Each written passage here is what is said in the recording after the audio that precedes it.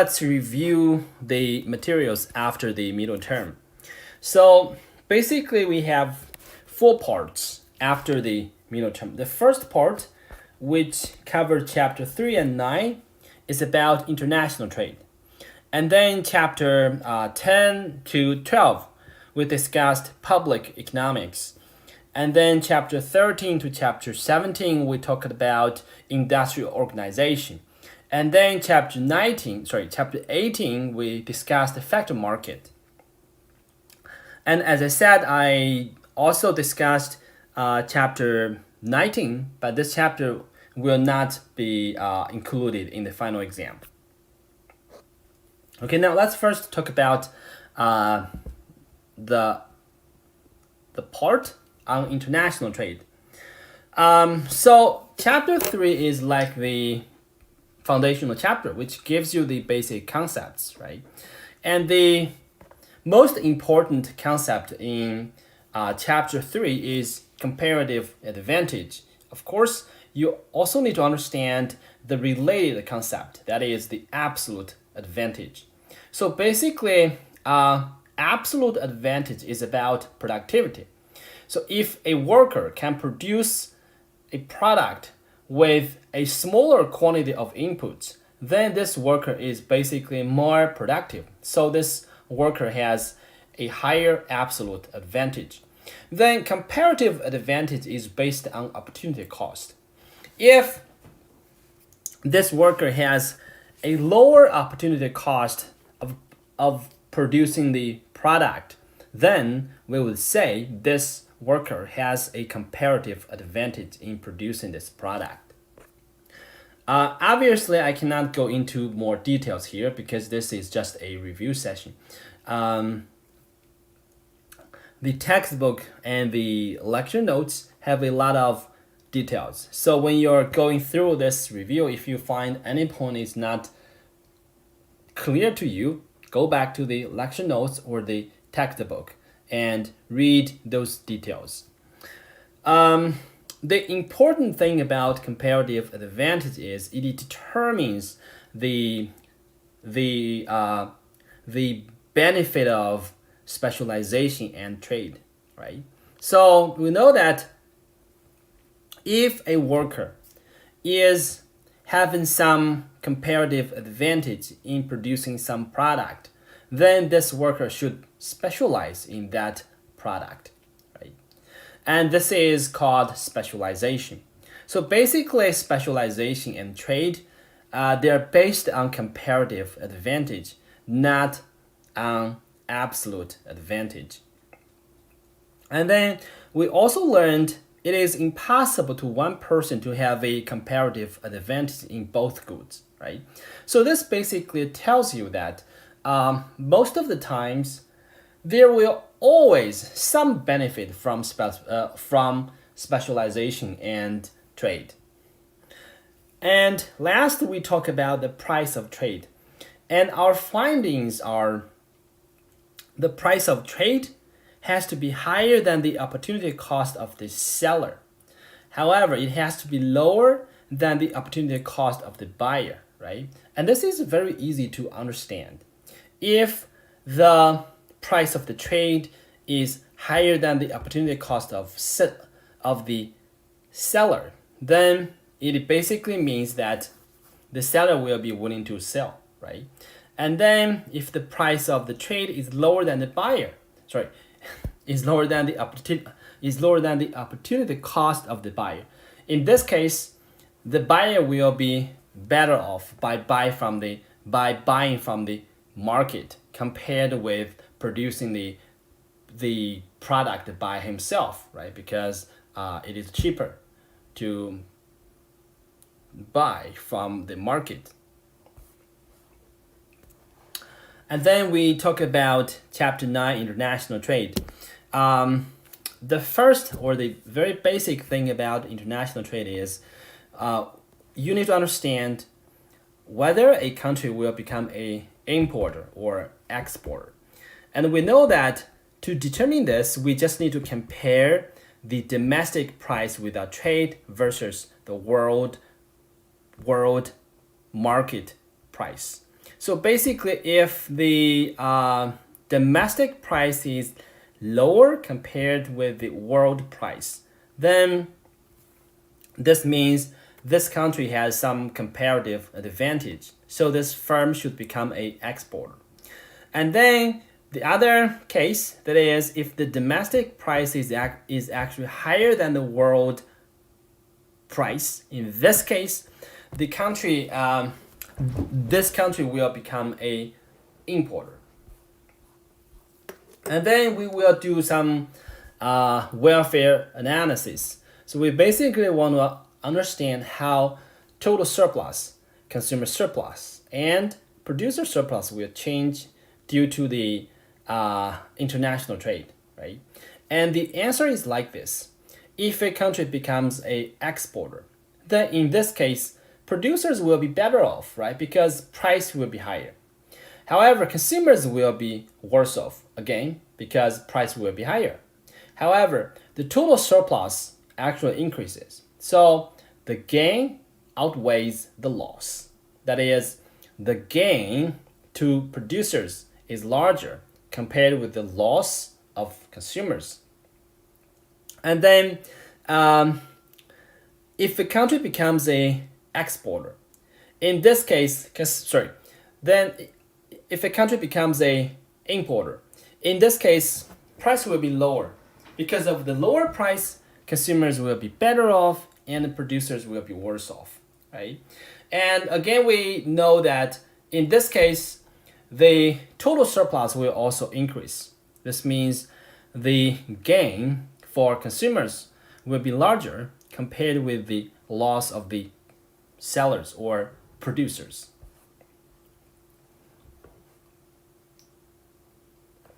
And then we discussed this public policy of using tariff.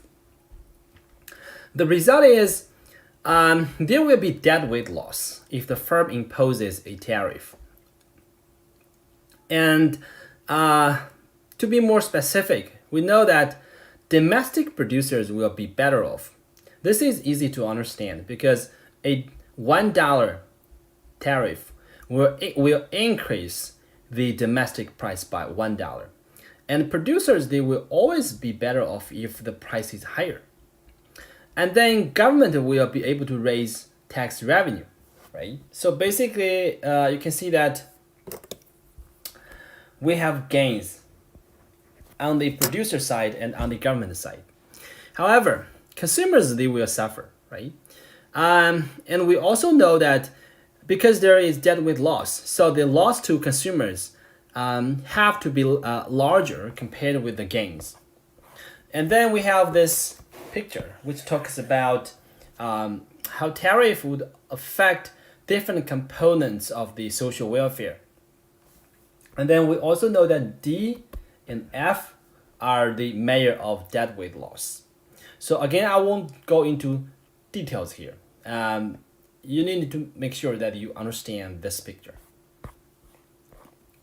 Okay, second part. This is about public economics.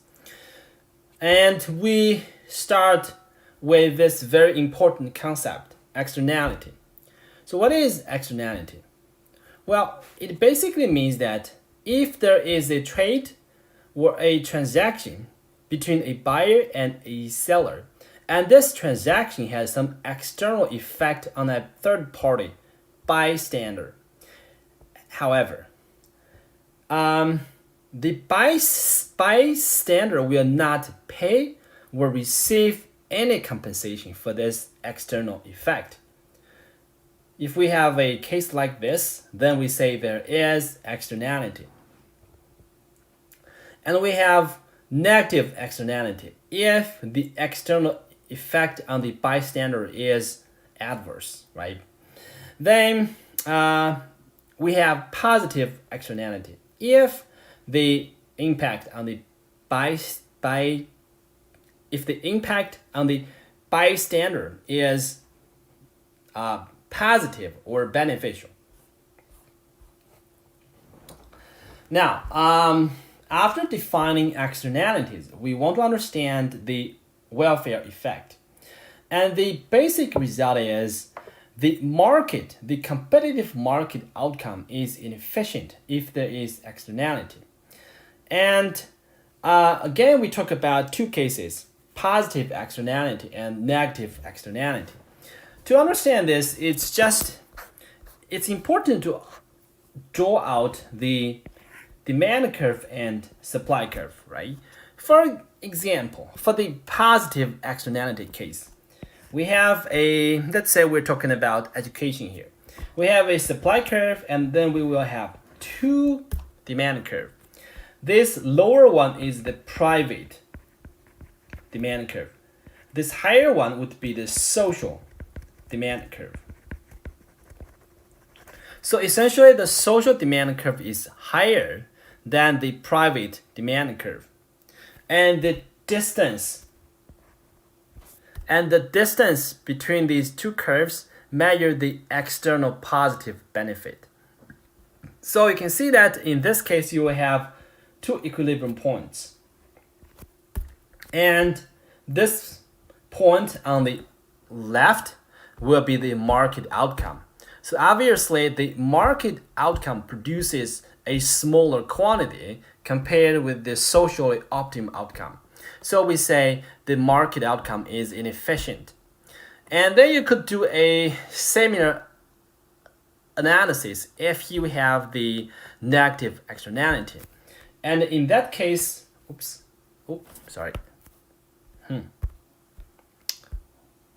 Well, what happened? Okay, let me reopen this.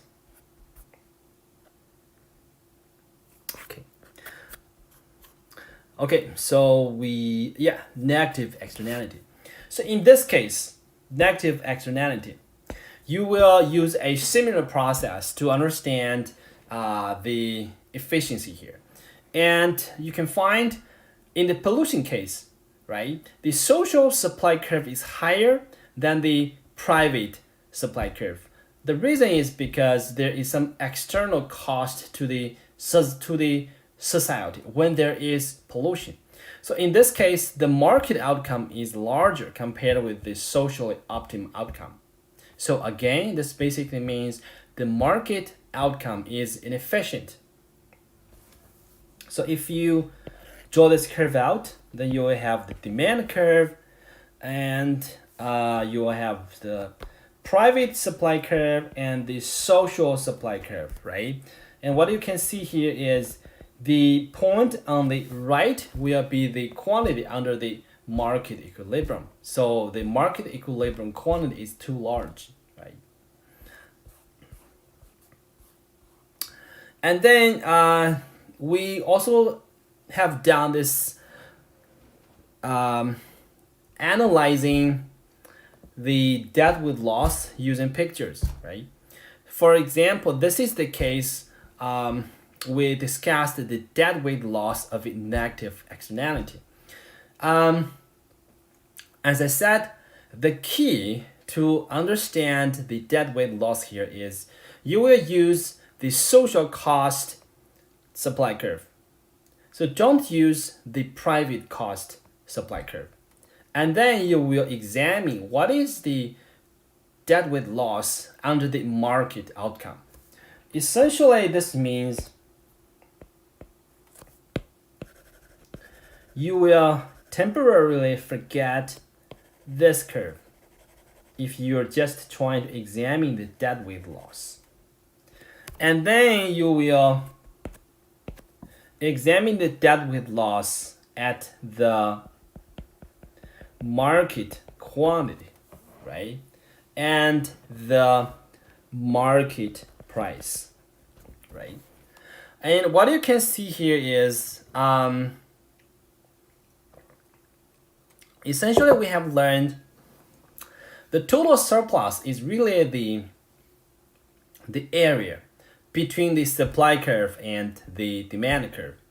So under market quantity, Q market, the area is given by this and this, right? But you can see that the total surplus for the triangle H is negative. The reason is because here the cost is larger than the benefit, where benefit is measured by the willingness to pay of the consumers, right? So essentially H measures the debt with loss. Of course, this is just a quick way to figure out why H is the measurement of debt with loss.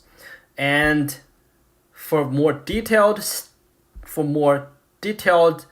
process, you should look at the lecture note.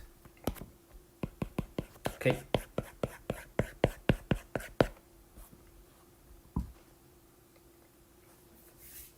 And then we discussed what kind of government policies the government can use to solve the problem of externalities. So there are basically three kinds of policies. The first one is directly regulating firm behavior. The second one is to use taxes or subsidy. Of course, if it's negative externality, then you should use taxes. If it's positive externality, then you would use subsidy. Or the firm could use the government could use the third kind of policy, which is using tradable pollution permits. And we learned the second and the third methods about regulating. And we learned the second and the third kind of policies. They're market-based policy, right? And we argued generally market-based policies are preferred. This one is more centralized policy. And we also argue that tax or subsidy, they're equivalent to tradable pollution permits.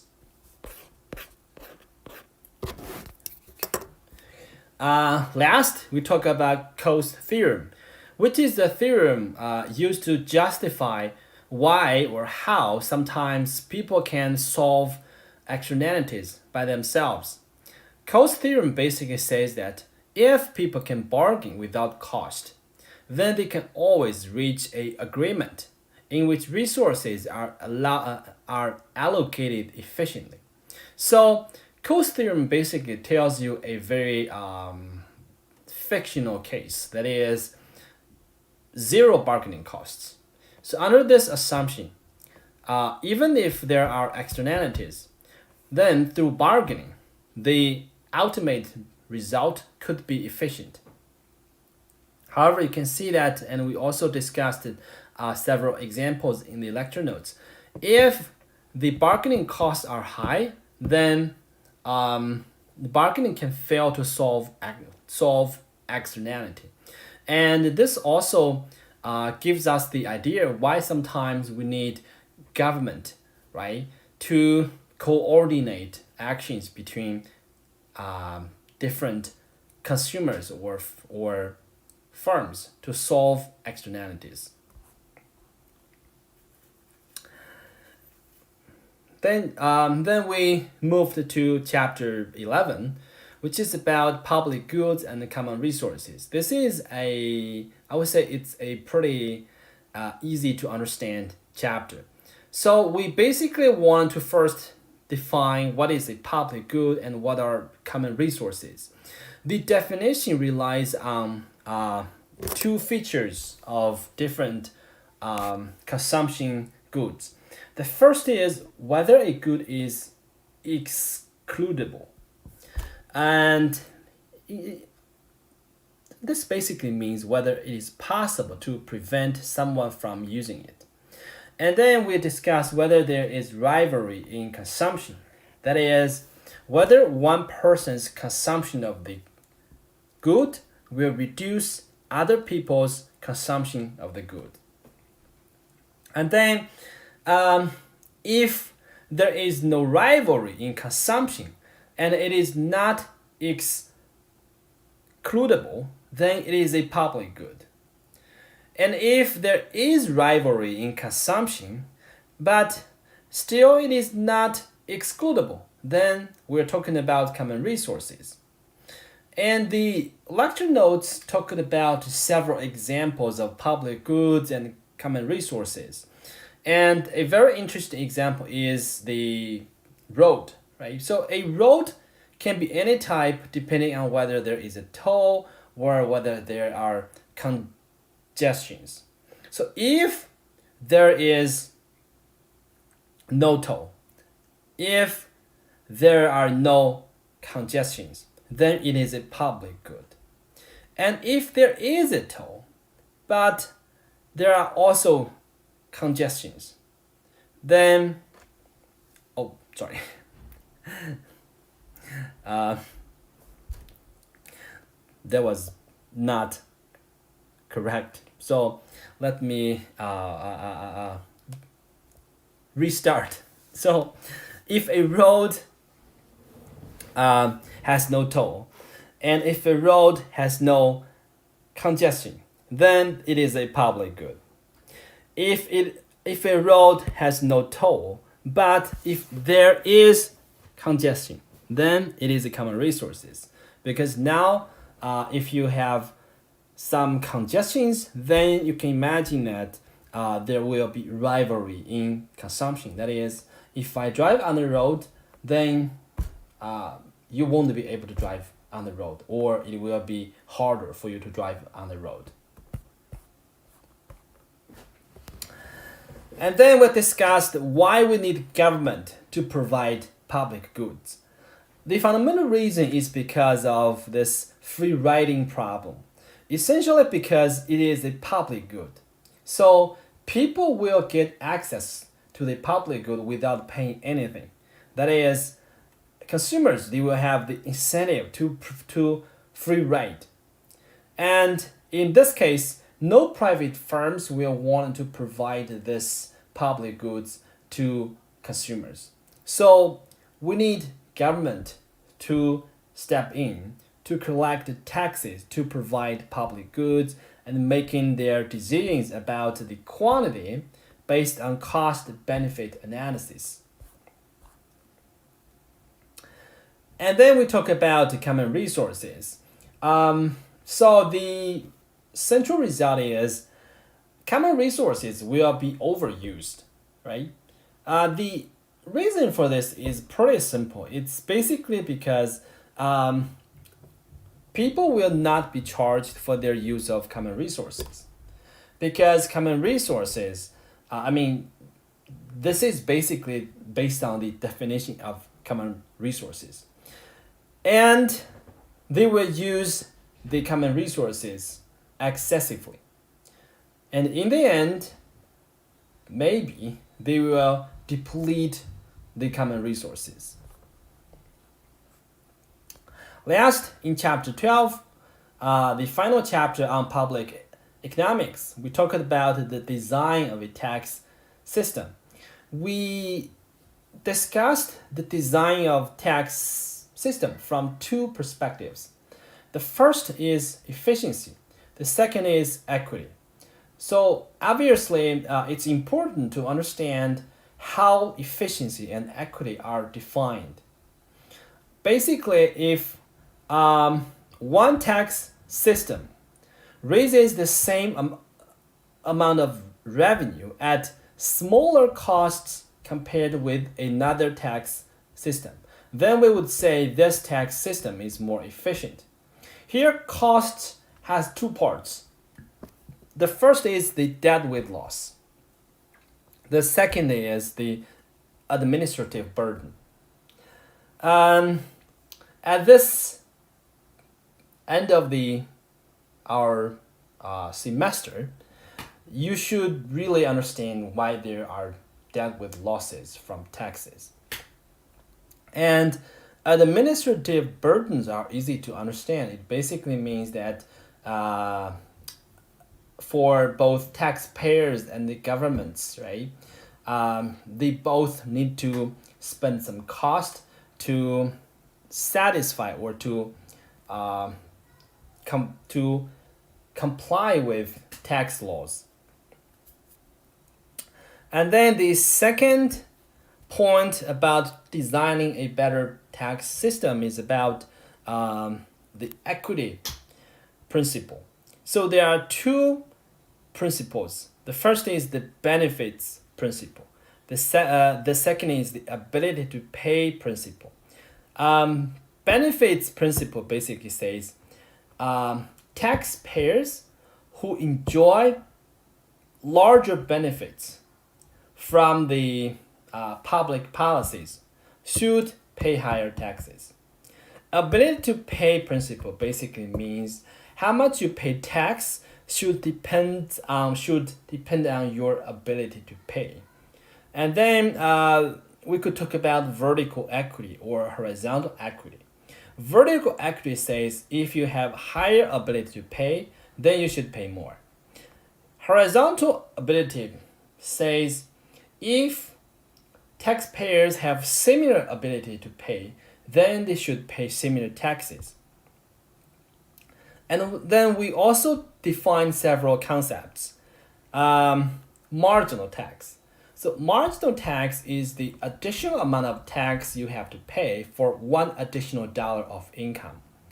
Average tax is defined as the ratio of the tax you pay and your total income. That is, your tax divided by your income gives you average tax. Proportional tax, regressive tax, progressive tax, these three definitions, they are related, right? Essentially, you want to look at how average tax rate changes with income. So if average tax rate keeps the same as your income increases, then this is a proportional tax system. If the average tax rate increases as your income increases, this is a progressive tax system. If the average tax rate decreases as your income increases, then this is a regressive tax system. Okay, the third part is pretty important, right? We spent a lot of time on this. So it's the industrial organization. It's really about different market structures and how firms will act in these different market structures.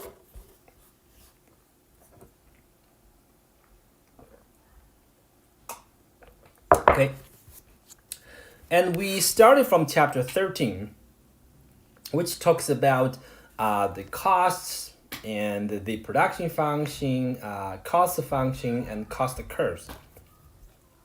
So first, you need to understand how to calculate a firm's cost of production. Essentially, a firm's costs refer to all the opportunity costs. However, the opportunity costs could be explicit or implicit. So if you can actually see the flow of cash, then this is explicit. If you cannot see it, then this is implicit. So let's say if you're operating a firm, the firm pays some wages to its workers, then these wage costs are explicit costs to the firm. But let's say you're the owner of the firm. In order to operate your firm, you have to give up your job. So you have to forego some wages you could earn from working your job. So in this case, the foregone wages are your implicit costs. And for economists, we include both explicit costs and implicit costs to calculate the firm's total costs. But for an accountant will only include the explicit cost. So this essentially means economic profit will be different from accounting profit, because economic profit is defined as the difference between the revenue and the explicit and implicit cost. But accounting profit is defined as the revenue. Accounting profit is defined as the difference between the revenue and the explicit cost. And then we discussed a firm's production function and a firm's cost function. This is easy to understand. Production function basically tells you how output changes if you change input, right? So it looks like this. And then cost function tells us how the total cost changes as you change quantity. And it looks like this. And then we also learned a very important property, that is diminishing marginal product, which means the marginal product of this firm decreases if the firm increases its output. And we also have this property of increasing marginal cost. It means the firm's marginal cost increases as the firm increases its output. And we also learned diminishing marginal product basically implies increasing marginal cost. So even if they have the different names and they're talking about different properties, but the underlying economic reason is the same. And this also has some implications on how the curve looks. So because of diminishing marginal product, the production curve will look like this. That is, it will get flatter as you increase the input. And then the cost curve will get steeper as you increase the quantity. And then we moved on to discuss in details about different types of costs. So basically, first, a firm's total cost, right? The total cost is really the sum of fixed cost and the variable cost. And fixed cost refers to the cost which does not change if you change your quantity of output. And variable cost refers to the cost which does change if you change the quantity of output. And then based on the definition of total cost, variable cost, and fixed cost, we can define average total cost, average variable cost, and average fixed cost. And importantly, we also defined marginal cost. It's essentially the total cost, it means how much total cost will increase if you increase your output by 1 unit. Mathematically, you could just use the change in the total cost divided by the change of quantity. Okay, and then we talk about the shape of a firm's cost curves and how they are related. So basically, if we are talking about a typical firm, then the marginal cost will generally increase. And the average fixed cost will decrease. And then the average total cost will be U-shaped.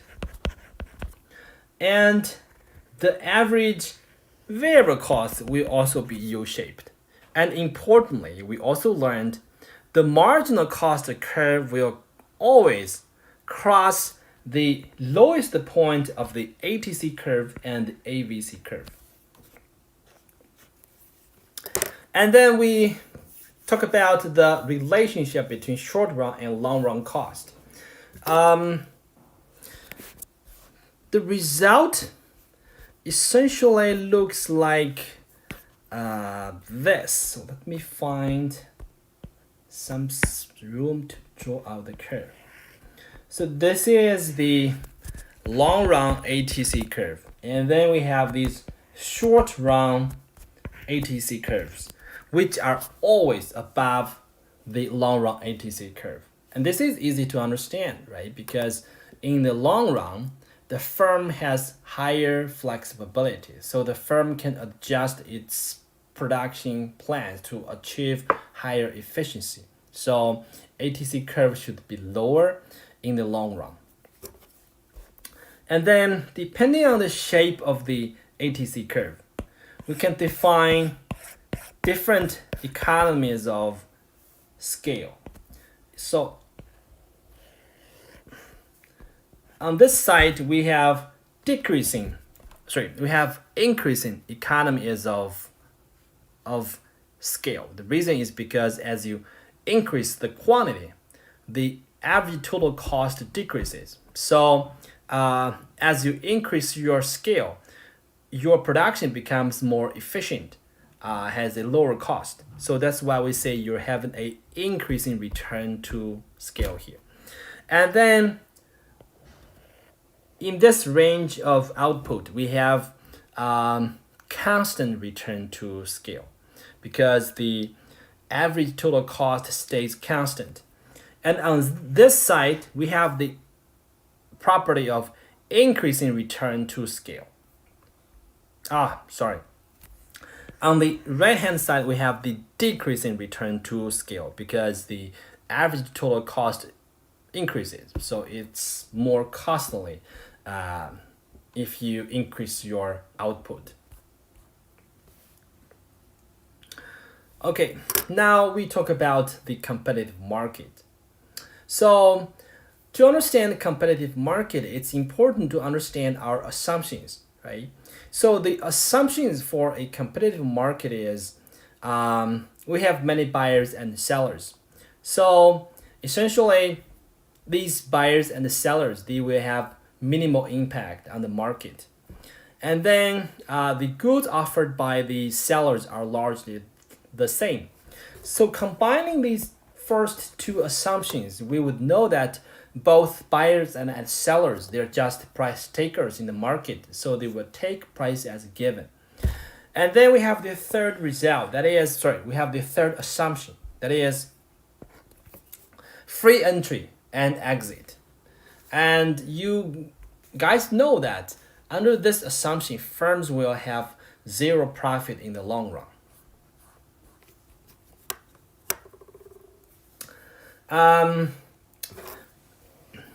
Now think how a competitive firm determines its optimal quantity, right?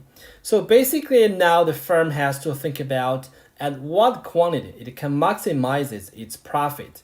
And we learned this works at marginal revenue equals marginal cost. And then we know that because a competitive firm is a price taker, so P equals MR equals MC. So in the end, P equals MC gives us the firm's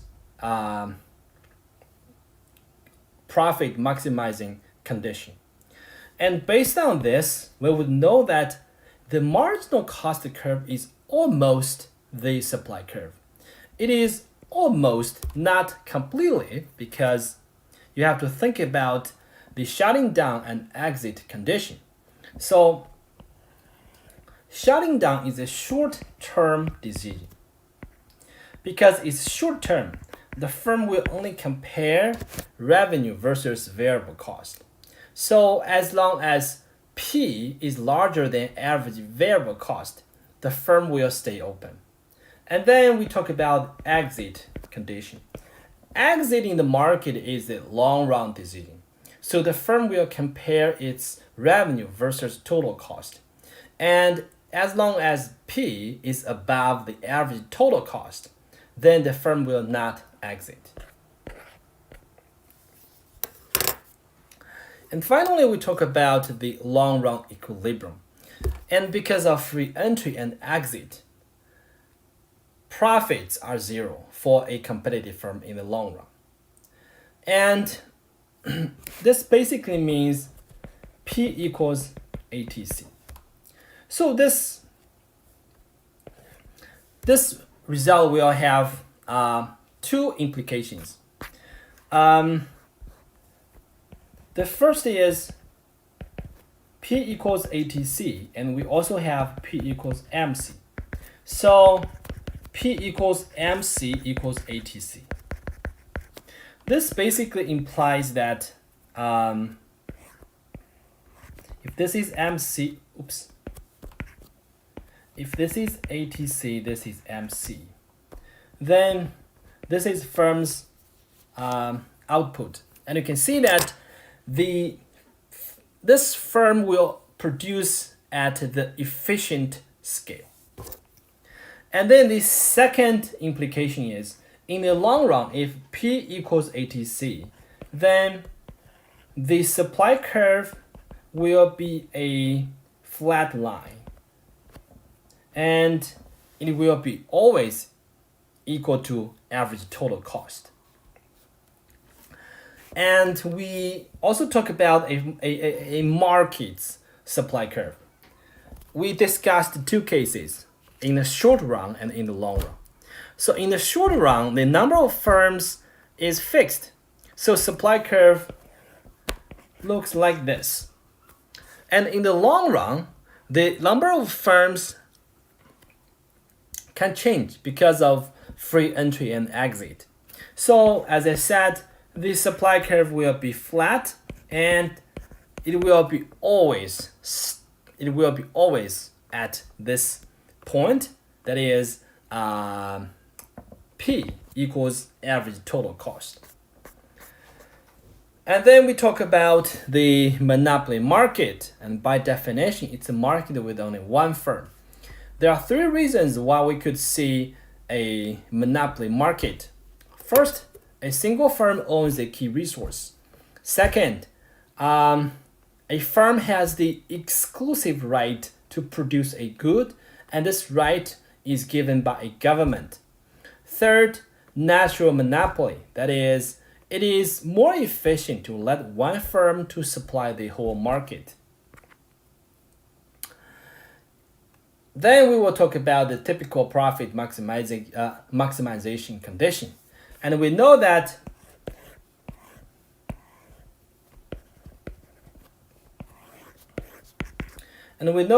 first you cross marginal revenue with marginal cost, and then you go upward, which gives you the price you want to charge. Right? That's how the monopolist determines its optimal quantity and optimal price. And next, we examine the social welfare. That is, whether the market outcome in the monopoly market is efficient. And the result is it's not efficient, because judging from the picture here, you can see that price is larger than marginal cost. And we know that whenever price is above marginal cost, then there is debt with loss. And then we discussed the very interesting price discrimination. And there are three kinds of price discriminations here. The first is the perfect price discrimination. It means the firm is charging each consumer exactly his or her willingness to pay. And under perfect price discrimination, there is no debt with loss. And consumer surplus is zero.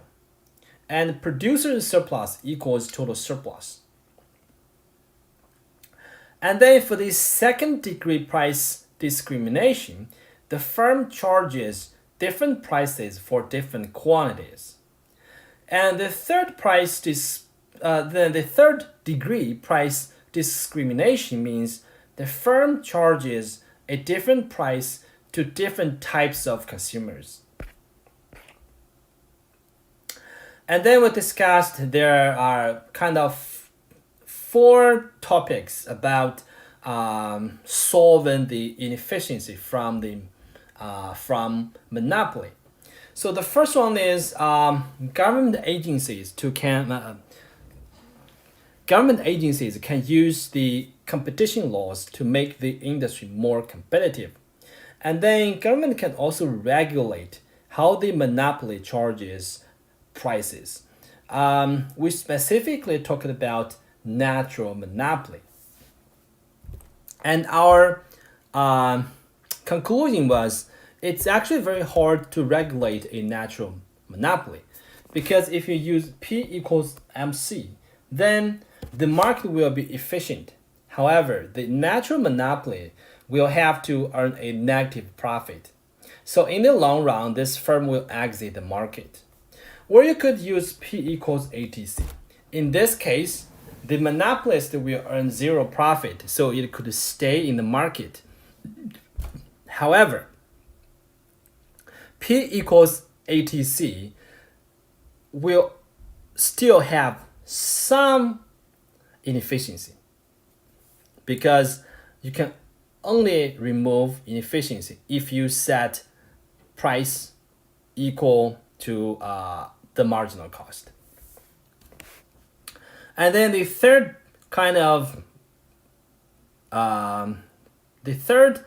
solution is to turn the monopolist into a government-run enterprise.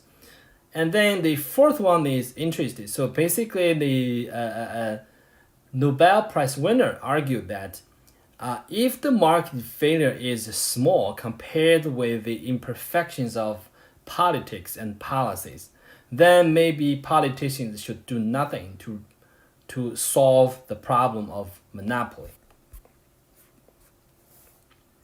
Okay, we talk about monopolistic competition in chapter 16.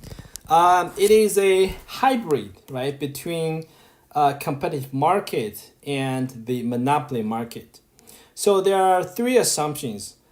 We have many sellers, and we also have many buyers. And then we have product differentiation. That is, each firm is producing a product which is different from its competitors. So in this case, you can see that this kind of assumption is important. So because of product differentiation, rather than just being a price taker, each firm will face a downward sloping demand curve. This implies each firm will have some kind of market power. Even their market power is not as large as a monopolist, but still they will be able to afford some market power. And the third assumption is about free entry and exit. So this kind of assumption is the same as we have as the one we have seen in the competitive market. So basically, you can imagine that in the long run, monopolistic competitive firms will earn zero profit. Okay. Now, how the outcome differ under monopolistic competition and under perfect competition. First, the firms will have excess capacity. If you look at this picture here, you can see that this is the efficient, not F equals, so this is the efficient scale. And you can see that the profit maximizing quantity is smaller than the efficient scale. This implies that the firm is producing too little, right? So basically, there is some excess capacity in producing the output. And second, price is larger than marginal cost. So in this case, you can see that basically there will be some markup. Okay. And then we examine the total surplus or the efficiency under monopolistic competition. So the inefficiency in this monopolistic competitive market comes from two sources. The first is the deadweight loss. This is easy to understand, right? Because price is larger than marginal cost.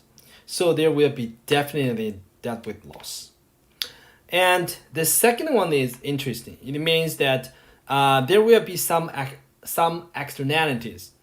The first is the positive externality. That is, if we have more firms in the market offering more types of products, consumers will benefit from this larger product varieties. So this will generate positive externality. And under the assumption of positive externality, entry will be too small.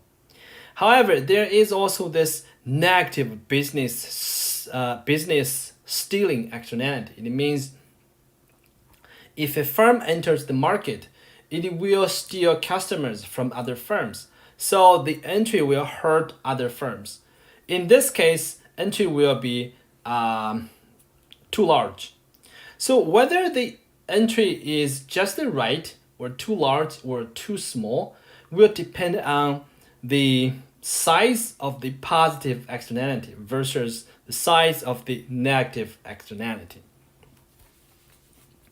And we also briefly talked about how policymakers could correct these inefficiencies.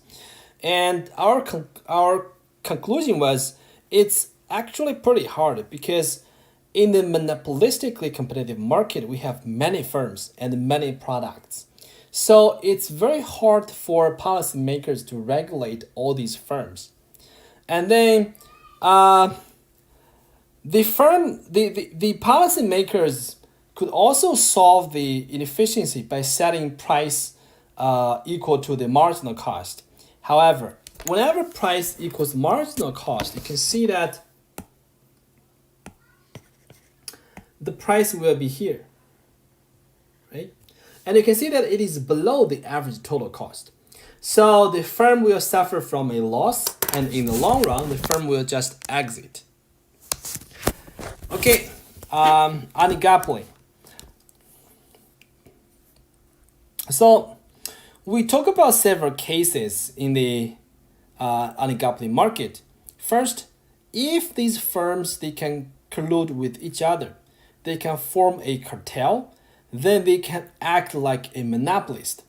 In this case, they can maximize their joint profits.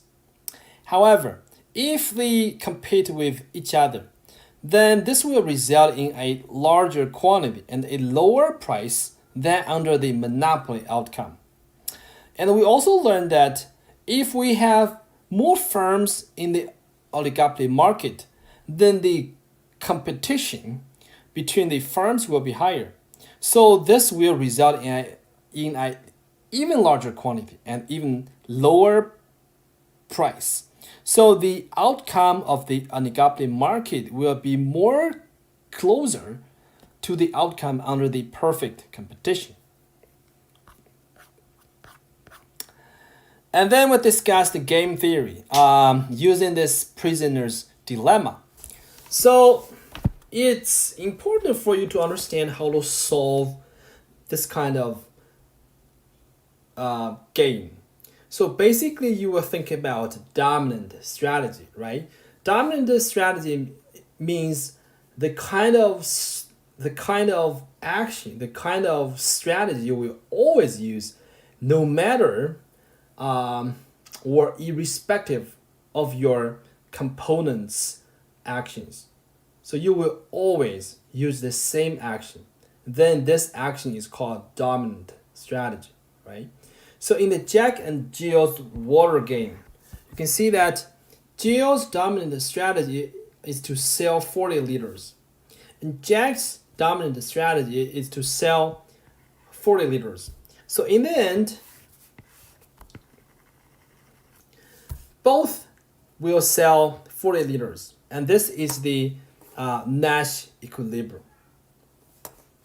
And then we also learned if the prisoner's dilemma can repeat for many periods, then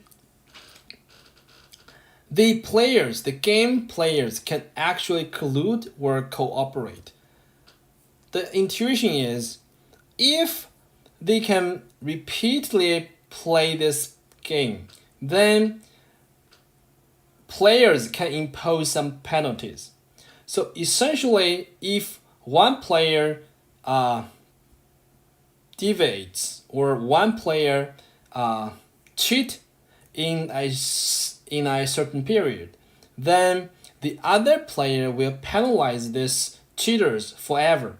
So this potential cheater will think about will think about the trade-off between one period gain versus many periods loss.